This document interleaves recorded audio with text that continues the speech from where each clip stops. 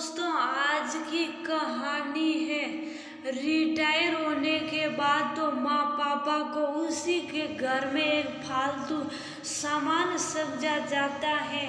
दोस्तों, कहानी शुरू करने से पहले अगर आपने हमारे चैनल को अभी तक सब्सक्राइब नहीं किया हो तो कर लीजिए ताकि आपके पास पहुंच सके हर नया वीडियो। स्त्री हो या पुरुष, बुढ़ापा के बारे में सोचकर सभी चिंतित हो जाते हैं। जिनके बेटे होते हैं वो सोचते हैं कि अगर वो सेवा न की तो, और बेटी वाले सोचते हैं कि काश हमारे भी एक बेटा होता तो बुढ़ापा आराम से कट जाता। लेकिन श्री महावीर प्रसाद और श्रीमती कनकलता देवी जी का कहना था कि हमारा बुढ़ापा तो सार्थक हो गया। कृषक पिता के पुत्र महावीर अपने 3 भाइयों में सबसे छोटे थे। कस्बे के स्कूल से मैट्रिक पास करके वो शहर चले गए और अपना ग्रेजुएशन कंप्लीट किया। फिर उन्होंने बैंक की परीक्षा दी और एक सरकारी बैंक में नौकरी करने लगे। रहने के लिए उन्होंने एक कमरा किराए पर ले रखा था। कभी सवे कुछ पका लेते तो कभी बाहर खा लेते। महावीर की 2 भाभियां आ चुकी थी तो उनके माता पिता ने शुभ मुहूर्त में कनकलता से उनका भी विवाह करा दिया। शहर में रहने की उचित व्यवस्था न होने के कारण कनकलता ससुराल में ही रही। महीने में 2-3 दिनों की छुट्टी लेकर महावीर आ जाया करते थे। साल भर बाद कनकलता ने एक बेटी को जन्म दिया। परिवार में सभी को पहली संतान बेटा और इनकी बेटी। सास ने सोचा कि अगली संतान बेटा हो जाएगा, लेकिन ऐसा हुआ नहीं। कनकलता ने जब लगातार 3 बेटियों को जन्म दिया तो सास का मन खीन हो गया। वे दबी जबान से महावीर को कह ही देती कि तेरा वंश कैसे चलेगा, बुढ़ापे में तेरी सेवा कौन करेगा। और महावीर उनकी बातों को एक कान से सुनते तथा दूसरे कान से निकाल देते। कनकलता की जेठानियां भी कम नहीं थी। गाय बेगाए उसे 3 बेटियां जन्ने और बेटा न होने का ताना तो मार ही देती थी। कनकलता की तीनों बेटियां पढ़ने में होशियार थी। स्कूल में अच्छे अंक आने पर जब वह अपनी बेटियों को शाबाशी देती तो जेठानियां तपाक से कह देती, नंबर से क्या होता है, वंश तो नहीं चलाएगी ना। और तो वह तिल मिलाकर रह जाती।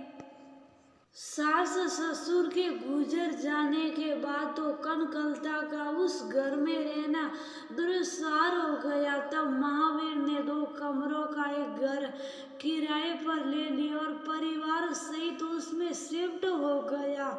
उसकी तीनों बेटियां मेघा, वर्षा और सुमन देखने में सुंदर और स्वभाव में बहुत ही सरल थी। फिर भी आसपास वाले जब कनकलता से कहते कि तुम तो अभी से तीनों बेटियों के लिए दहेज जमा करना शुरू कर दो, तब वो जवाब तो नहीं देती, लेकिन अंदर ही अंदर डर जाती कि कैसे। तब महावीर उनको कहते, कनक, हमारी बेटियां अपनी किस्मत खुद लेकर आई हैं।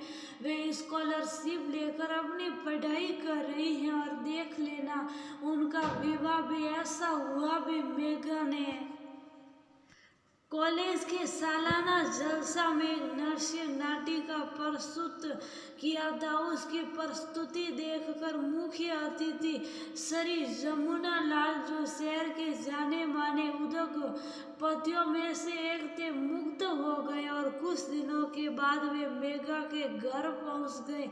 अपना परिचय देकर उन्होंने कहा कि हम अपने बेटे उदय के लिए आपकी बेटी मेघा का हाथ मांगने आए हैं। कनकलता जी तो संगीत रह गई, बोली, भाई साहब, हमारा आपका तो कोई मेल ही नहीं है और हम तब श्रीमती जमुना लाल बोली, आप तो मेघा के रूप में हमें साक्षात लक्ष्मी दे रही हैं, ये क्या कम है।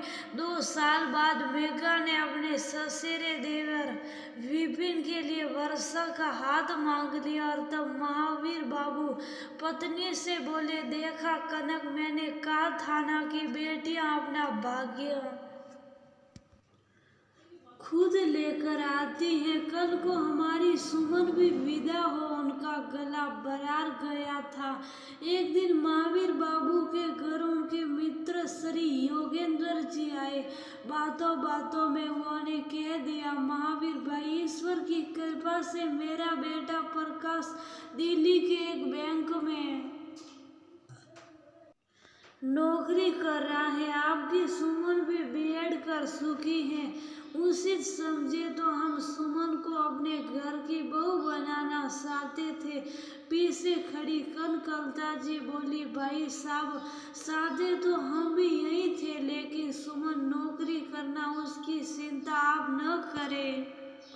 हमारी तरफ से बच्चों को पूरी आज़ादी है, वो दिल्ली जाकर नौकरी कर सकती है। योगेंद्र जी तपाक से बोले और बस सट मगनी पट ब्याह हो गया। कनकलता जी की तीनों बेटियां अपने अपने घरों में सुखी थी। तब वे अपने पति से बोली, कुछ ही महीनों में आप रिटायर हो जाएंगे, तब हम अपने पैतृक घर जाकर अपना बाकी का जीवन आराम से व्यतीत करेंगे।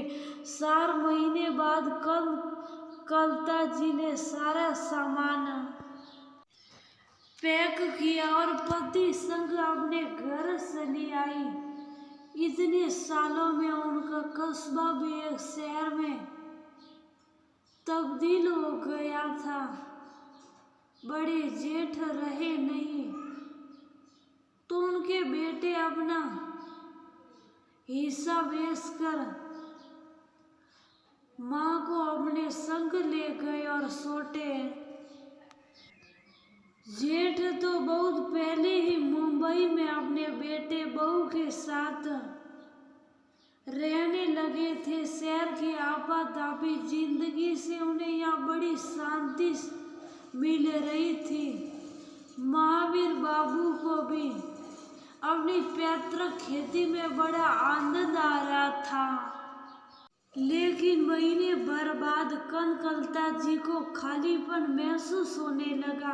पति तो खा पी कर खेत पर चले जाते, पड़ोसी ने अपने पोते पोतियों को खिलाती और वो अपने खाली घर को देखती। तब सोचती कि काश मेरे भी एक बेटा होता तो मैं भी। अंदर ही अंदर वो घूंटने लगी, बात बात पर चिड़चिड़ाने लगती।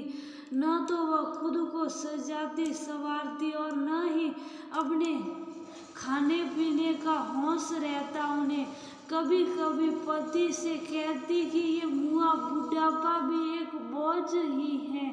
दोस्तों, आगे की कहानी पढ़ने के लिए दूसरा भाग पढ़िए।